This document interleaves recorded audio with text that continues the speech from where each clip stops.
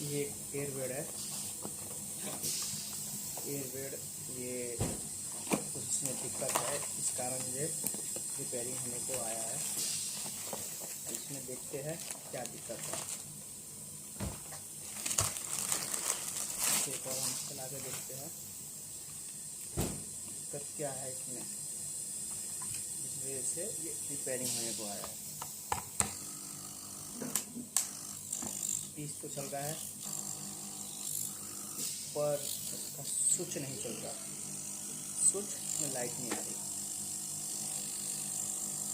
Switch में light नहीं आ रही, इस कारण इन्होंने रिपेयरिंग के लिए भेजा है।